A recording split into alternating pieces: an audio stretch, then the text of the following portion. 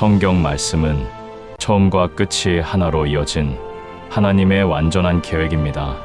이 말씀을 듣는 동안 하나님의 은혜와 성령의 충만하심이 함께하길 바랍니다. 지금부터 성경 말씀의 비밀을 시작합니다. 성도 여러분, 한번 상상해 보십시오. 끝이 보이지 않는 넓은 골짜기가 펼쳐져 있는데 그곳에는 풀 한 폭이 없고 바람 한 줄기도 느껴지지 않으며 오직 마르고 또 마른 뼈들만이 흩어져 있는 광경이 눈앞에 있습니다. 에스겔 37장 1절에서 2절의 말씀을 보면 여호와의 손이 에스겔 위에 임하시고 그를 데리고 나가 골짜기 가운데 놓으셨는데 그 골짜기에 뼈가 심이 많았고 그 뼈들이 심이 말랐다고 기록하고 있습니다.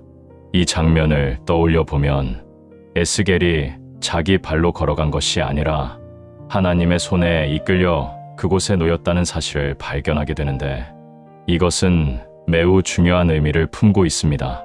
하나님께서 일부러 가장 절망적인 자리, 아무런 가능성도 남아있지 않은 자리로 그를 데려가셨기 때문입니다. 에스겔이 서 있던 그 시대는 바벨론 포로기라는 깊은 어둠 속에 있었습니다. 예루살렘 성전은 무너졌고 다윗 왕조의 왕은 포로로 끌려갔으며 하나님께서 약속하신 그 땅에서 백성들은 뿌리째 뽑혀 이방 땅에 흩어져 있었습니다. 성전도 없고 왕도 없고 땅도 없는 백성에게 남은 것이 무엇이었겠습니까? 에스겔이 본 그 마른 뼈들은 단순한 환상이 아니라 이스라엘 온 족속의 실제 모습이었으며 동시에 우리 안에서 이미 끝났다고 여겨지는 것들, 소망이 말라버린 그 자리의 거울이기도 합니다. 그런데 바로 그 자리에서 하나님은 에스겔에게 한 가지 질문을 던지십니다. 에스겔 37장 3절에 기록된 그 질문은 인자야, 이 뼈들이 능히 살겠느냐 하는 것이었습니다. 이 질문은 참으로 놀라운 질문입니다. 답이 이미 정해져 있는 질문이 아니라 묻는 분이 누구인가에 따라 답이 달라지는 질문이기 때문입니다. 사람의 눈으로 보면 결코 살 수 없는 뼈들이지만 하나님이 물으신다면 그 질문 안에 이미 가능성이 숨어 있습니다. 에스겔의 대답도 깊이 묵상할 만합니다. 그는 살겠습니다 라고 말하지도 않았고 살 수 없습니다 라고 말하지도 않았습니다. 에스겔 37장 3절 후반부에서 주 여호와여 주께서 아시나이다 라고 대답했는데 이 고백은 자기의 판단을 내려놓고 오직 하나님의 가능성 앞에 서는 자세를 보여줍니다. 지금 여러분의 삶 속에도 마른 뼈처럼 느껴지는 자리가 있을 것입니다. 관계가 될 수도 있고 건강이 될 수도 있으며 오랫동안 기도해왔지만 응답이 보이지 않는 그 간절한 자리가 될 수도 있습니다. 그런데 하나님은 바로 그 자리에서 오늘도 같은 질문을 던지고 계십니다. 이것이 능히 살겠느냐? 이 질문 앞에 우리가 어떤 자세로 서느냐에 따라 오늘 이 말씀의 깊이가 달라질 것입니다. 에스겔은 참으로 독특한 위치에 놓인 사람이었습니다. 에스겔 1장 3절을 보면 그가 부시의 아들 제사장 에스겔이라고 기록하고 있는데 제사장이라는 것은 성전에서 하나님을 섬기는 자라는 뜻이지만 정작 그에게는 섬길 성전이 없었습니다. 제사장인데 성전이 없고 이스라엘 백성인데 이스라엘 땅에 있지 못하며 하나님의 사람인데 하나님이 떠나신 것처럼 보이는 시대를 살아가고 있던 사람, 그것이 에스겔이었습니다. 같은 시대에 예레미야는 예루살렘에 남아있으면서 무너져가는 성전을 바라보며 눈물로 예언하고 있었고 에스겔은 바벨론의 그발 강가에서 포로들 가운데 앉아 하늘이 열리는 것을 보았습니다. 에스겔 1장 1절은 제30년 4월 5일에 내가 그발 강가 사로잡힌 자 중에 있더니 하늘이 열리며 하나님의 모상이 내게 보이니라고 기록하고 있는데 여기서 주목해야 할 것은 하늘이 열린 장소가 성전이 아니라 포로의 자리였다는 점입니다. 이것은 하나님의 회복이 조건이 갖추어진 후에 시작되는 것이 아니라 모든 조건이 무너진 한가운데서 시작된다는 비밀을 보여주는 것이며 에스겔이라는 사람 자체가 그 비밀의 증거였습니다. 성전이 없는 제사장에게 하늘이 열렸다는 것은 하나님께서 건물이 아니라 사람을 통해 일하시겠다는 선언이었고, 이 선언은 훗날 예수 그리스도를 통해 완전히 성취될 약속의 그림자이기도 합니다. 에스겔이어야 했던 이유는 그가 특별히 능력 있는 사람이어서가 아니라 가장 자격이 없어 보이는 자리에서 하나님의 말씀을 받을 수 있는 위치에 놓였기 때문입니다. 하나님은 언제나 인간의 자격이 아니라 자신의 주권으로 사람을 세우시는 분이십니다. 에스겔 37장 4절부터 8절까지의 말씀을 따라가 보면 회복이 일어나는 과정이 매우 세밀하고 단계적이라는 사실을 발견하게 됩니다. 하나님은 에스겔에게 너는 이 뼈들에게 대하여 예언하여 이르기를 마른 뼈들아 여호와의 말씀을 들으라 하고 명령하셨습니다. 마른 뼈에게 말씀을 선포하라는 것은 상식적으로 이해되지 않는 명령입니다. 뼈가 어떻게 들을 수 있겠습니까? 그러나 하나님의 회복은 인간의 상식에서 시작되는 것이 아니라 말씀의 선포에서 시작됩니다. 에스겔이 명령대로 예언하였을 때 소리가 나고 움직임이 일었으며 뼈와 뼈가 서로 맞추어지기 시작했습니다.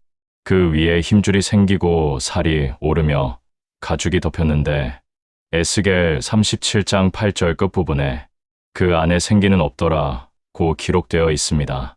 이 장면에서 잠시 멈추어야 합니다. 뼈가 연결되고 살이 오르고 가죽이 덮였으니 겉으로 보기에는 사람의 형태가 갖추어진 것입니다. 그런데 생기가 없었습니다. 형태는 완성되었지만 생명은 없는 상태. 이것이야말로 많은 사람들이 경험하는 회복의 중간 지점이 아닌가 깊이 생각해 보게 됩니다. 겉으로는 괜찮아 보이고 일상은 돌아가고 있으며 사람들 앞에서는 웃고 있지만 안에는 숨이 없는 것 같은 상태. 살은 있는데 생기가 없는 그 상태를 경험해 보신 적이 있으십니까? 하나님은 이 중간 과정을 건너뛰지 않으셨습니다. 한 번에 완성하실 수 있는 분이셨지만 일부러 단계를 나누신 것은 회복이란 과정 속에 있는 것이며 중간에 멈춘 것처럼 보이는 그 시간조차 하나님의 순서 안에 있다는 것을 보여주시기 위함이었습니다. 그래서 하나님은 두 번째 명령을 내리십니다. 에스겔 37장 9절에서 생기에게 예언하라 인자야 예언하여 생기에게 이르기를 주 여호와께서 이같이 말씀하시기를 생기야 사방에서부터 와서 이 살림을 당한 자에게 불어서 살아나게 하라 하셨다 하라고 하셨습니다. 첫 번째 예언은 뼈를 향한 것이었고 두 번째 예언은 생기를 향한 것이었습니다. 말씀으로 형태를 세우시고 생기로 생명을 불어넣으시는 이 이중 구조는 하나님의 회복이 얼마나 정교하고 완전한지를 보여주는 놀라운 설계입니다. 에스겔 37장 9절에서 10절까지 읽어보면 생기라는 단어가 반복해서 등장하는데 이 단어는 바람이기도 하고 숨결이기도 하며 하나님의 영이기도 한 매우 깊은 의미를 품고 있습니다. 이 단어를 따라 성경 전체를 살펴보면 참으로 놀라운 구속의 흐름이 드러납니다. 창세기 2장 7절에서 하나님이 흙으로 사람을 지으시고 그 코에 생기를 불어넣으시니 사람이 생명이 되었다고 기록하고 있는데 에스겔의 마른 뼈 환상에서 사방으로부터 불어온 생기는 바로 이 창세기의 그 숨결과 같은 것입니다. 하나님이 처음 사람을 만드실 때 불어넣으신 그 생기가 에스겔의 골짜기에서 다시 불어오고 있다는 것은 하나님께서 회복하실 때 새로 창조하시는 것과 같은 능력으로 일하신다는 뜻입니다. 이 흐름은 여기서 멈추지 않습니다. 에스겔 36장 26절에서 27절을 보면 또 새 마음을 너희에게 주고 새 영을 너희 속에 두며 너희 육신에서 굳은 마음을 제거하고 부드러운 마음을 줄 것이며 또 내 영을 너희 속에 두어 너희로 내 율례를 행하게 하리니 라고 말씀하고 계십니다. 여기서 하나님이 약속하시는 회복은 환경의 변화가 아닙니다. 마음의 교체이며 존재의 변화입니다. 돌 같은 마음을 빼내시고 살 같은 마음을 넣으시며 하나님의 영을 직접 속에 두시겠다는 것은 바깥을 고치시는 것이 아니라 안을 완전히 새롭게 하시겠다는 선언입니다. 그리고 이 약속은 오랜 세월이 흐른 뒤 사도행전 2장 1절부터 4절에서 오순절에 성령이 강림하실 때 성취됩니다. 갑자기 하늘로부터 급하고 강한 바람 같은 소리가 있어 온 집에 가득하였다고 기록하고 있는데 에스겔의 골짜기에서 사방으로부터 불어온 바람이 예루살렘 다락방에서 현실이 된 것입니다. 이렇게 보면 창세기의 생기와 에스겔의 생기와 오순절의 성령이 하나의 거대한 흐름으로 이어져 있으며 하나님은 처음부터 지금까지 같은 방식으로 생명을 불어넣고 계신다는 것을 발견하게 됩니다. 회복의 본질은 조건이 나아지는 것이 아닙니다. 하나님의 숨결이 내 안에 들어와 내가 새로운 존재가 되는 것. 그것이 성경이 말하는 진정한 회복입니다. 에스겔 37장 11절에 이르면 매우 인상적인 고백이 등장합니다. 그가 내게 이르시되 인자야, 이 뼈들은 이스라엘 온 족속이라. 그들이 이르기를 우리의 뼈는 말랐고 우리의 소망은 없어졌으니 우리는 다 끊어졌다 하느니라. 우리의 뼈는 말랐고 우리의 소망은 없어졌으니 우리는 다 끊어졌다. 이것은 한 개인의 탄식이 아니라 이스라엘 온 족속의 공동체적 절망 고백입니다. 이 고백 뒤에 하나님이 하신 말씀이 에스겔 37장 12절부터 14절에 기록되어 있는데 내가 너희 무덤을 열고 너희로 거기서 나오게 하고 이스라엘 땅으로 들어가게 하리라. 내 백성아, 내가 너희 무덤을 열고 너희로 거기서 나오게 하면 너희가 나를 여호와인 줄 알리라. 내가 내 영을 너희 속에 두면 너희가 살아나리니 라고 선언하십니다. 여기서 반드시 주목해야 할 것은 하나님이 무덤을 열고 나오게 하신다는 표현입니다. 이것은 단순히 아픈 곳을 치료해 주시겠다는 말씀이 아니며 잃어버린 것을 찾아주시겠다는 말씀도 아닙니다. 무덤에서 나오게 하시겠다는 것은 죽은 자를 살리시겠다는 것이며 이것은 곧 부활의 언어입니다. 바로 여기에 에스겔서 회복 환상의 가장 깊은 비밀이 있습니다. 하나님이 약속하시는 회복은 이전 상태로 돌아가는 것이 아닙니다. 과거의 영광을 되찾는 것이 아닙니다. 전혀 새로운 존재로 일어나는 것, 죽음을 통과하여 생명으로 들어가는 것, 그것이 하나님의 회복 방식입니다. 이 점을 묵상하면 우리가 기도할 때 자주 범하는 오해 하나가 드러납니다. 우리는 회복을 기도하면서 실은 이전으로 돌려달라고 기도하는 경우가 많습니다.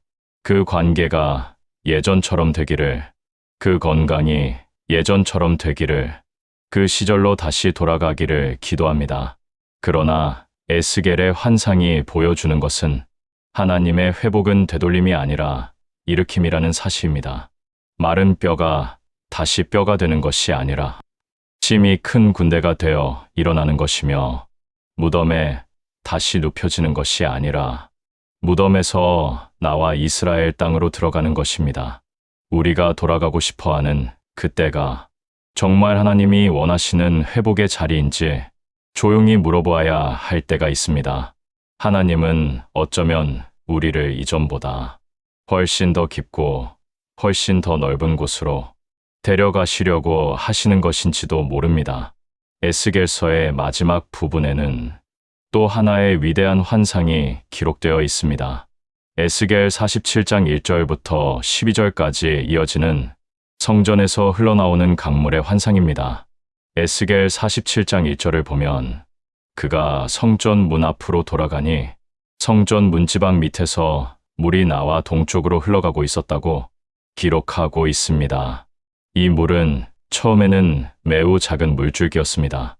에스겔 47장 3절에서 5절까지를 따라가 보면 하나님이 에스겔을 데리고 물 속으로 걸어가게 하시는데 처음에는 발목에 닿는 정도였고 더 나아가니 무릎에 이르렀으며 또 나아가니 허리까지 올라왔고 마침내 건너지 못할 강이 되어 사람이 헤엄쳐야만 하는 깊은 물이 되었습니다.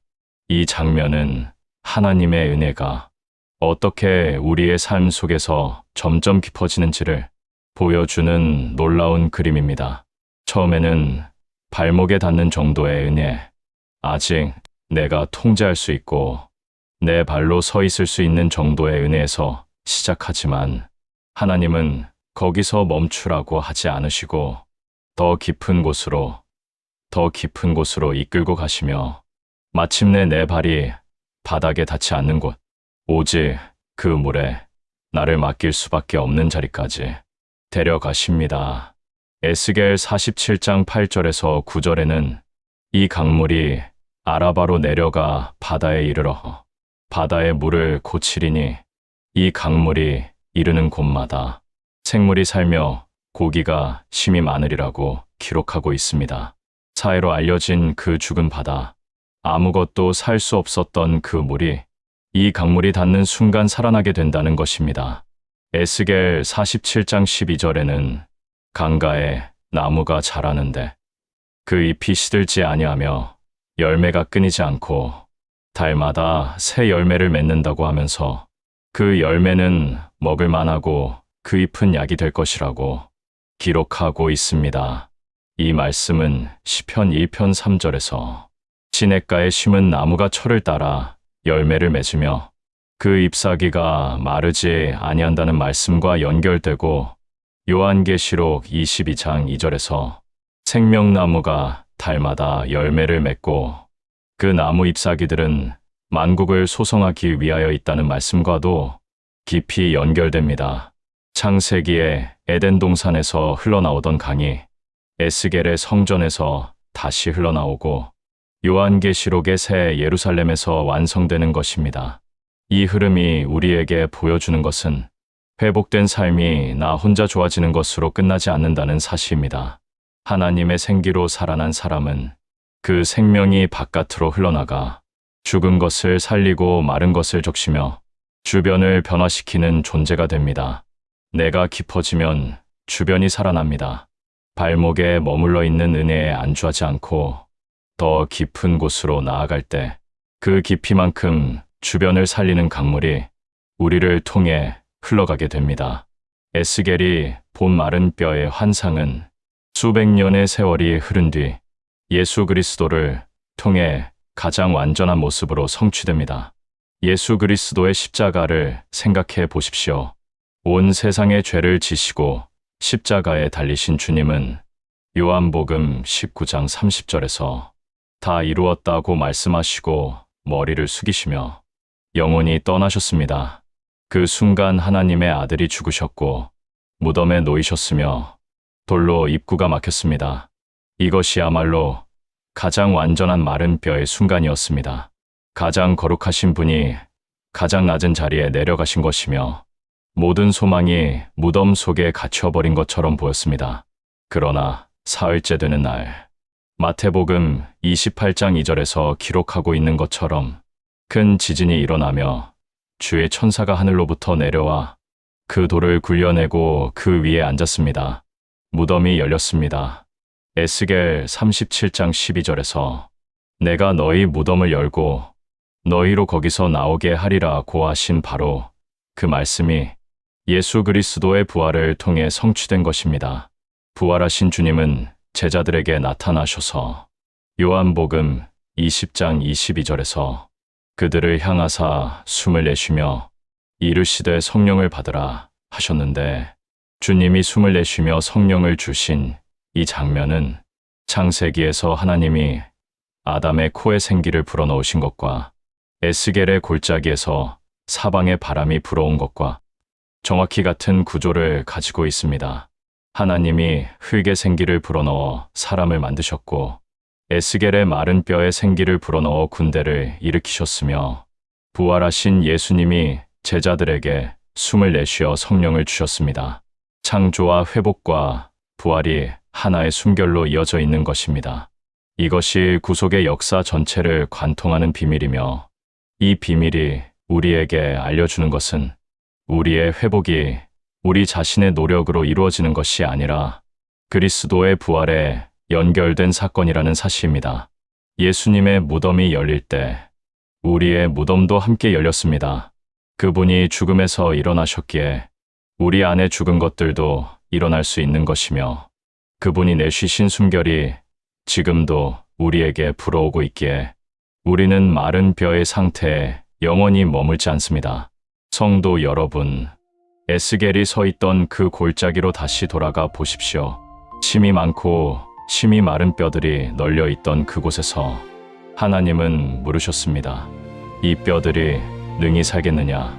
에스겔은 자기의 판단을 내세우지 않고 주 여호와여 주께서 아시나이다 라고 대답했으며 하나님은 말씀을 선포하게 하시고 생기를 불어넣으셔서 그 마른 뼈들이 심히 큰 군대를 이루어 일어나게 하셨습니다.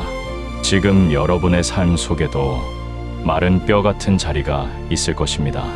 이미 끝났다고 생각되는 것, 소망이 없어졌다고 느껴지는 것, 다 끊어졌다고 여겨지는 것이 한두 가지쯤은 있을 것입니다. 그런데 오늘 말씀이 보여주는 것은 하나님은 바로 그 자리에서 일하시는 분이라는 사실입니다. 끝난 자리에서 질문을 시작하시고 무덤을 열어 나오게 하시며 마른 뼈에 생기를 불어넣어 심히 큰 군대로 일으키시는 분이십니다. 에스겔 36장 26절에서 약속하신 것처럼 새 마음을 주시고 새 영을 넣어주시며 에스겔 47장의 성전 강물처럼 그 회복이 나에게서 멈추지 않고 주변으로 흘러가 죽은 것을 살리게 하시겠다는 것이 하나님의 계획입니다. 회복은 이전으로 돌아가는 것이 아닙니다. 하나님의 회복은 부활입니다. 전혀 새로운 존재로 일어나는 것이며 그리스도의 십자가와 부활에 뿌리를 둔 완전한 새 창조의 사건입니다. 지금 여러분에게 필요한 것은 에스겔의 고백을 따라 주 여호와여 주께서 아시나이다라고 입을 여는 것입니다. 내 판단과 내 능력을 내려놓고 하나님의 가능성 앞에 서는 것, 그것이 회복의 첫 걸음입니다. 그리고 마른 뼈를 향해 내 안에 죽은 것들을 향해 바람아 불어라 생기야 들어오라고 기도의 입을 여십시오. 그 기도가 곧 예언이며 그 예언이 선포되는 곳마다 하나님의 생기가 불어오실 것입니다. 끝났다고 생각한 바로 그 자리가 하나님이 숨을 불어넣으시려고 여러분을 데려가신 자리입니다. 아멘.